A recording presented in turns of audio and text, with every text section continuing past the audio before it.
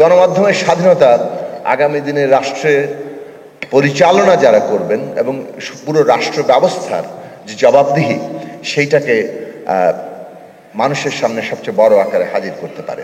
ফলে আমাদের দিক থেকে আমরা মনে করি যে গণমাধ্যমের স্বাধীনতার প্রশ্নটিকে সবচেয়ে বড় ফোকাসে আনা দরকার যদি আমরা নাগরিকের স্বাধীনতাকে নিশ্চিত করতে চাই।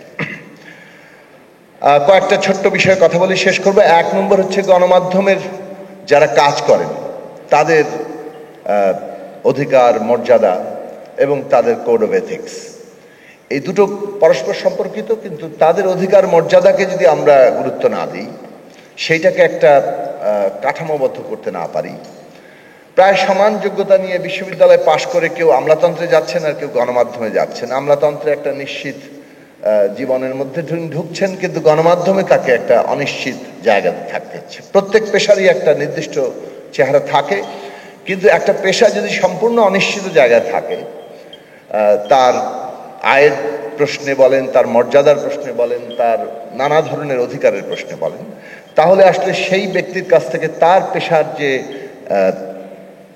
মানে পেশাদারিত্ব এবং সেইখানে তার যে মনোযোগ এবং নিষ্ঠা, সেই ক্ষেত্রে ইন্টিগ্রিটি, এটা আশা করা কঠিন।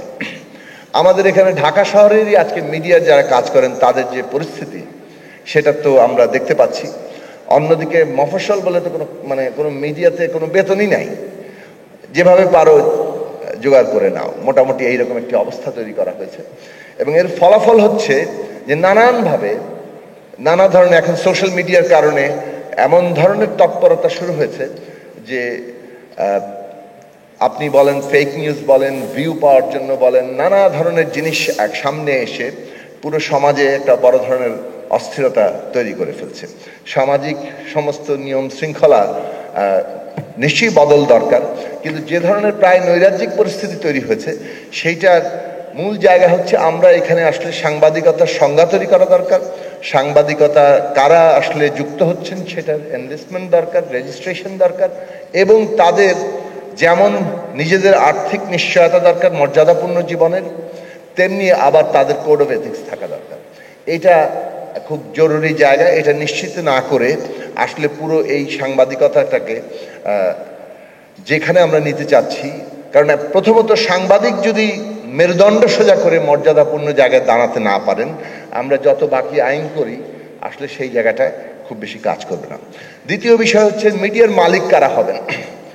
একক মালিকানায় অনেকগুলো মিডিয়া আছে, এটা তো আছেই, কিন্তু একক মালিকানায় কি কোনো মিডিয়া থাকা উচিত কিনা এই প্রশ্নটা তোলা দরকার। মিডিয়া একটা সামাজিক দায়বদ্ধ প্রতিষ্ঠান, এবং এই প্রতিষ্ঠান কেবল ব্যবসার জায়গায় থাকলে, মালিকদের কর্তৃত্বে থাকলে, পুঁজির কর্তৃত্বে থাকবে, কেননা পুঁজি চালাচ্ছে, কিন্তু সেইটার মধ্যে কতটা জবাবদিহির জায়গা আনা যায়। আমাদের দিক থেকে আমরা প্রস্তাব করেছিলাম যে মিডিয়া মালিকানায় একটা মিডিয়ার মালিকের একজন মালিক কত % মালিকানা সর্বোচ্চ পেতে পারেন, এইটা জায়গাটাতে পরিবর্তন আনা দরকার, যাতে করে এই প্রতিষ্ঠানের যে একক কোনো গোষ্ঠী স্বার্থ মিডিয়ার মধ্যে দিয়ে যেভাবে খুব নগ্নভাবে আমাদের দেশের প্রধান, সেটা টেলিভিশন মিডিয়া হোক কিংবা প্রিন্ট মিডিয়া হোক, সেটার মধ্যে দিয়ে প্রকাশিত হচ্ছে, সেটা খুবই নগ্নভাবে হচ্ছে, এবং দুই পক্ষের ধাক্কাধাক্কি আমরা দেখতে পাচ্ছি। তো সেইটা বন্ধ করতে গেলে মিডিয়ার মালিকানার কাঠামোর মধ্যে পরিবর্তন আনা দরকার। তারপরে হচ্ছে যে লাইসেন্স কিভাবে দিবে। সব ক্ষেত্রে লাইসেন্সের যেমন দলবাজি দলীয়করণ আছে, মিডিয়ার লাইসেন্সের ক্ষেত্রেও দলবাজি দলীয়করণ বরং অন্যান্য ক্ষেত্রের চাইতে আরো অনেক বেশি। এখন এইখানে এই দলীয়কৃত মিডিয়াগুলো যদি এভাবেই কাজ করতে থাকে, তাহলে ক্ষমতায় যখন থাকবে ক্ষমতাসীনের অনুসরণ করা, ক্ষমতা বদলে গেলে নতুন ক্ষমতাসীনদের অনুসরণ করা, এইটাই চলতে থাকবে।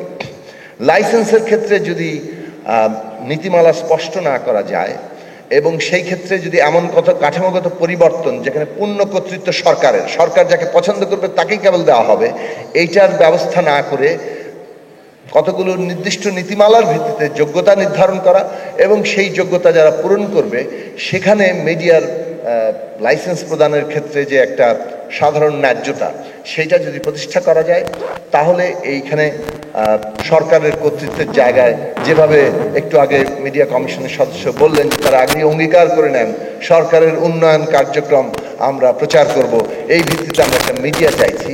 তো সেটা তো তার শুরুতেই তার মিডিয়া হিসেবে যোগ্যতা আসলে হারিয়ে যাচ্ছে। এখানে অনেকগুলো কথা তোলা হয়েছে, যে কথাগুলোর সাথে আসলে আলাদা করে দ্বিমত পোষণ করার কোনো জায়গা নেই। আমরা মোটামুটি মনে করি যে এই তিনটা বিষয় যদি একটা কাঠামোতে আনা যায় তাহলে মিডিয়ার ক্ষেত্রে গুণগত পরিবর্তন হয়তোবা আসবে।